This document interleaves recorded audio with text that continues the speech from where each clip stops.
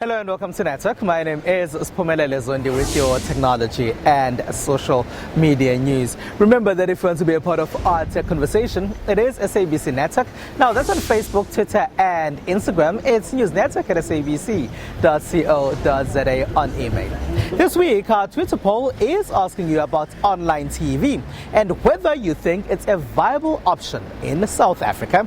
This as two media personalities, that is Robin Marawa and Thibaut Touch, have announced plans to launch online TV services. But first, here's what's coming up tonight.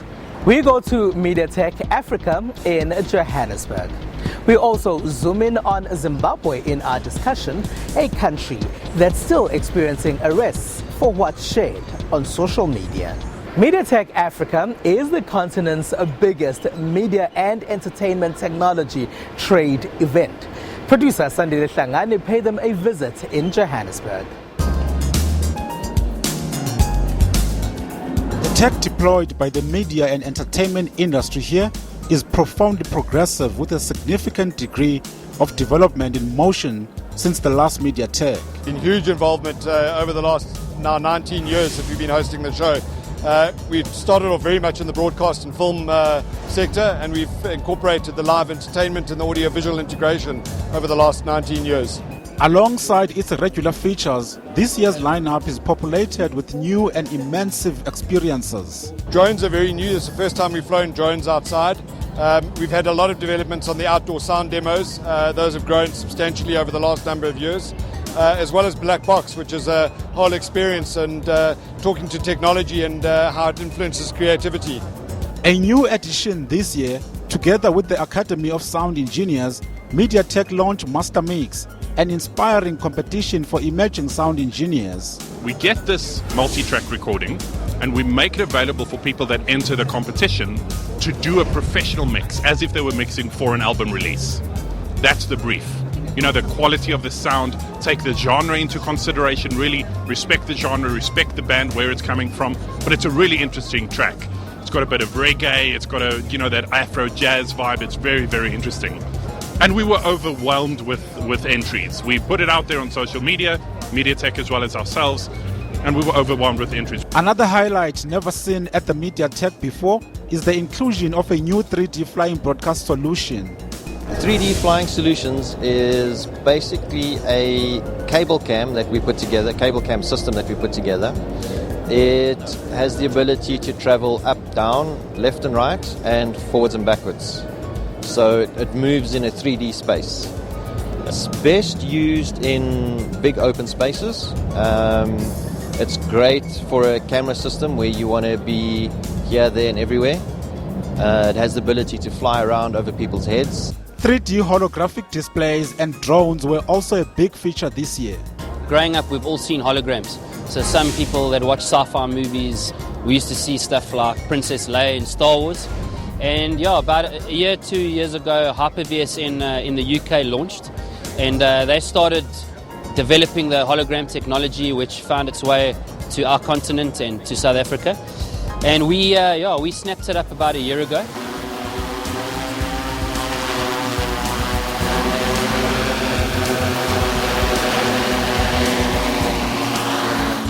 This passion and this romance with looking at subjects from a different angle is what has led to drones being so popular.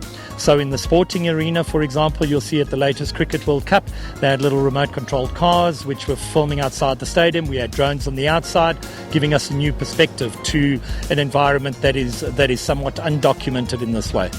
Enthusiasts are here for different reasons. Each one has their specific things that they love. I'm here for mostly sound gear for post-production, and I'm seeing some cool things, some cool monitors and mixers. Personally, I was here for the mini donuts, but there's really so much to see here. If you're a DJ, if you're into sound, if you're into lighting, TVs, microphones, you name it, it's all here. So we are having a really awesome time. Now in its 10th edition, MediaTek Africa attracts over 7,500 visitors and showcases close to 800 brands.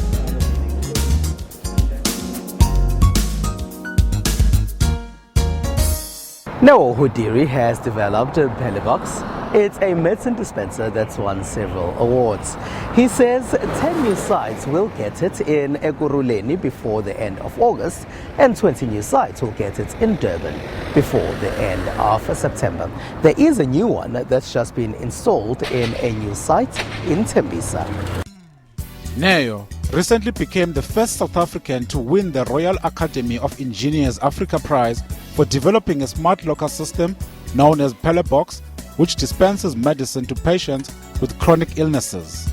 He barred £25,000 in prize money. Pella Box is meant to help reduce waiting times and congestion at healthcare facilities. The electric engineer says he decided to develop the technology after realizing patients were spending too much time in queues waiting to collect medicine at healthcare facilities. I was trained to build solutions and product. The idea was to then say, can we build a product that is patient-centric, that speaks to us first as patients, while still adhering to all of the regulatory requirements and all of the framework that the Department of Health wants to exist to improve access to care. The lockers are stocked with prescribed drugs placed and secured there by health workers. The patients then receive a notification on their phones and use an ATM-like machine and a PIN to access their medicine. The machine makes it easier because some patients would say coming to the clinic is stress already for them, and then waiting again for medication, it's another stress. Paulina Masingi, a domestic worker who suffers from bronchitis, has been using Pella Box at the health facility to collect medication. Pella Box is okay. It's not stressful. For instance, when I get a message on my phone, I can go fetch it the day after. Even if I have work to do, I can go get my medication. I don't need to queue for hours at the clinic. They have launched a new site in Tembisa in Ekurhuleni and plan to install dispensers in 20 different sites in eThekwini by end of September. Let's go to Nigeria now, where some 12-year-olds have come up with a technology that can help with the horrible home chore of folding clothing. This is a robot that can fold laundry. Dubbed the robot T-shirt, this time-saving innovation was created by 12-year-old Fatiyat Abdullahi. She says that she wanted to create something that would make daily tasks a little easier. This is the T-shirt folder. I made it because there are too much clothes to fold on Saturdays and Sunday when you wash a lot. I made it using some pins, some beans, and an EV3 brick. An invention that can fold clothes in 3 seconds. The robot is a prototype, but Abdullahi hopes to start developing more for the local market.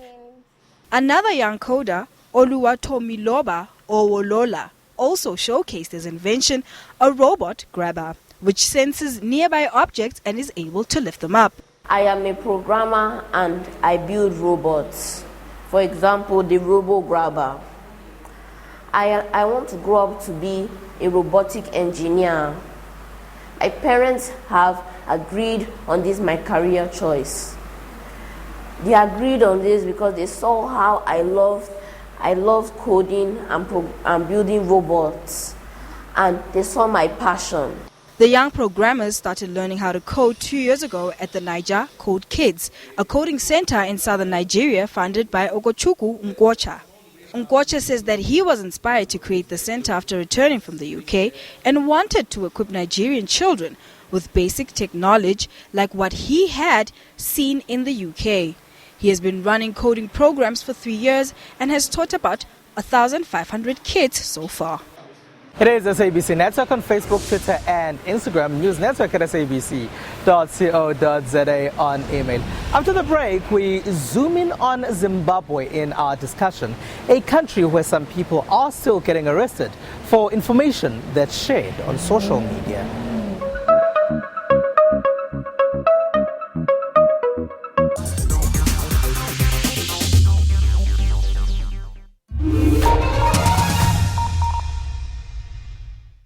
We do not just speak. We let every voice in our nation find full expression in language and in culture. We do not just teach.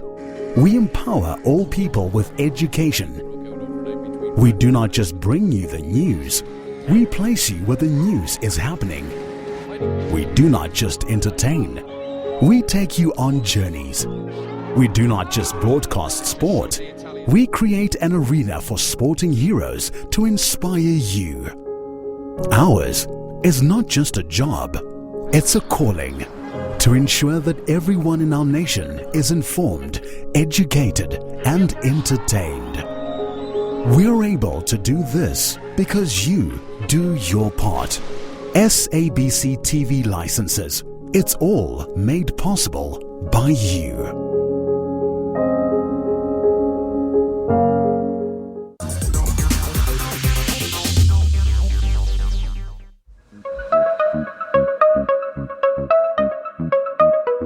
It is SABC Network on Facebook, Twitter, and Instagram. It's News Network at sabc.co.za on email. Welcome back. Let's go to Zimbabwe now, where Job Sikala, a member of the Movement for Democratic Change, which is the opposition party in that country, has recently been released on bail. He'd been arrested for information that was shared on social media. He'd been speaking at a political rally of the MDC. We are a committed leadership that will give ZANU-PF headaches. And Vaspa was not lying or joking. The war and the fight we are going to take to the doorsteps of Emmerson Mnangagwa. We are going to overthrow him before 2023. That is not a joke.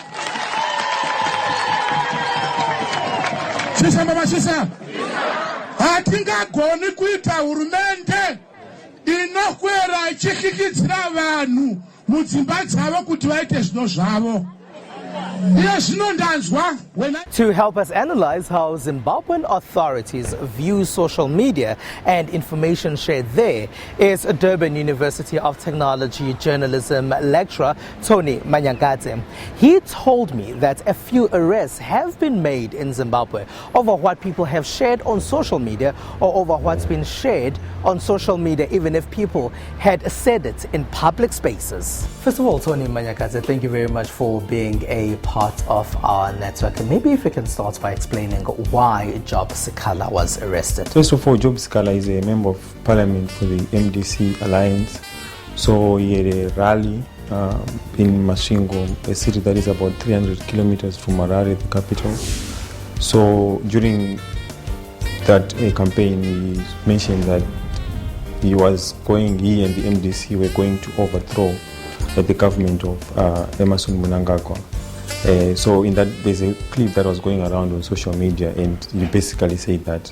So because of that clip, he was then arrested and then charged for trying to overthrow the government of Emmerson Mnangagwa. Did he actually try to overthrow the government? According to them, by virtue of him saying that he's planning and is going to overthrow the government of Mnangagwa, to them is an indication that he has intentions of overthrowing the government. Do Zimbabweans have the freedom to share and disseminate all the information they'd like to share online? Not really. The freedom is very limited.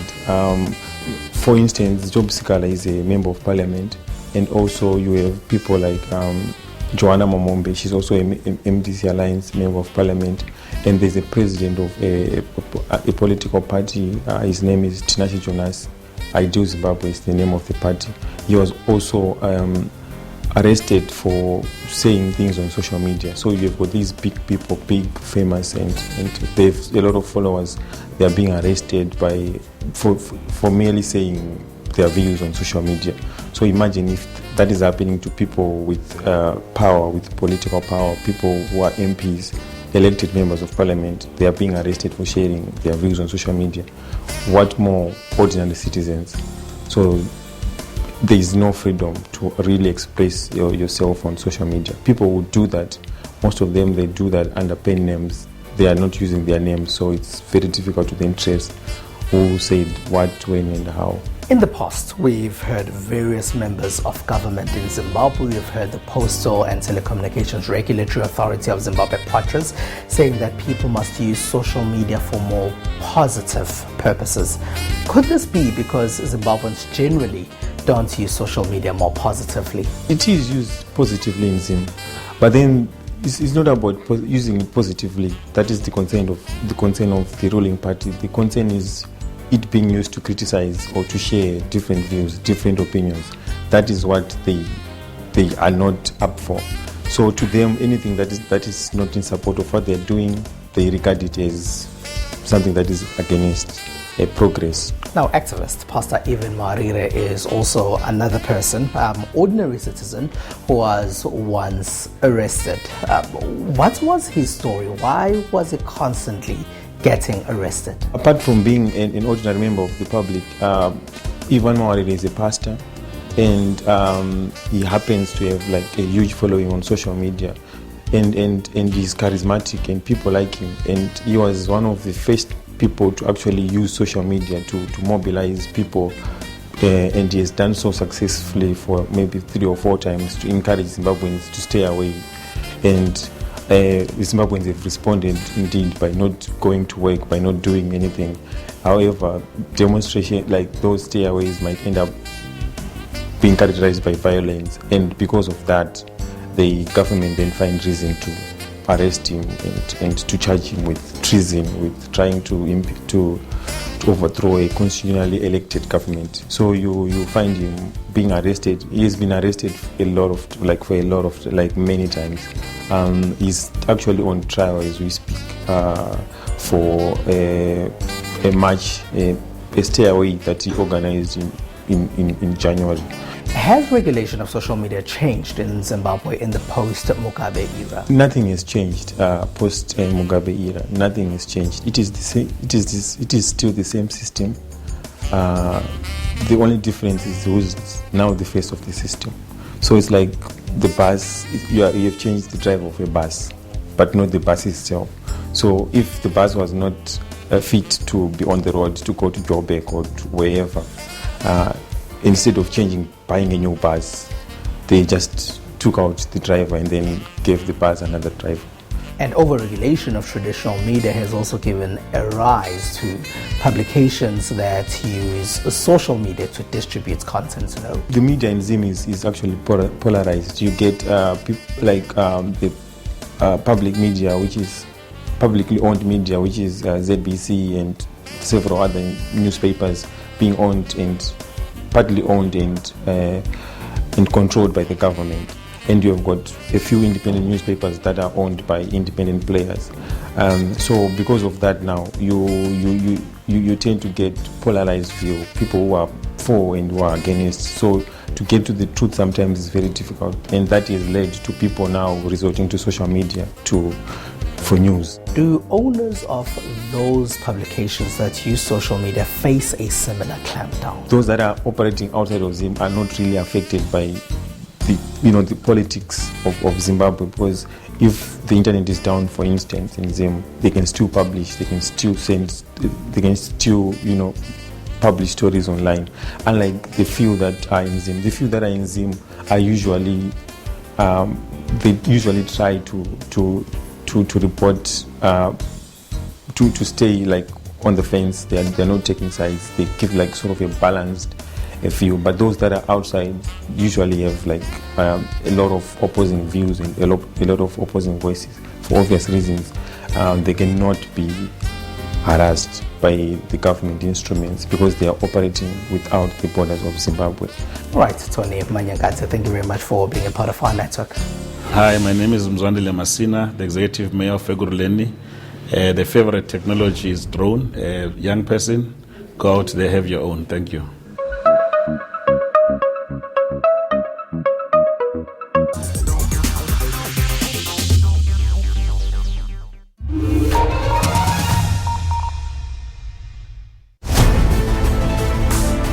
The people that are in the country and even those that are in Mr. outside Mendoza, the and country. say those who are protesting were saying that they are engaging the government poverty. How do we resolve that? Data is one of our major challenges, even with the implementation and measurement of the Sustainable Development Goals.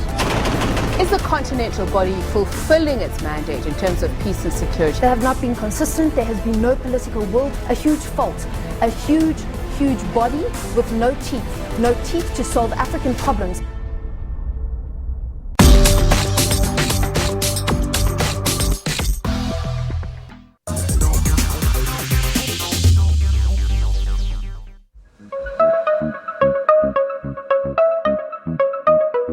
It is SABC Network on Facebook, Twitter and Instagram. It's News Network at sabc.co.za on email.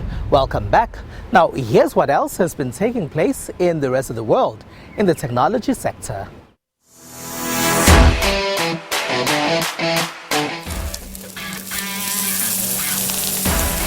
If it looks like a steak, smells like a steak, and tastes like a steak, it must be a steak.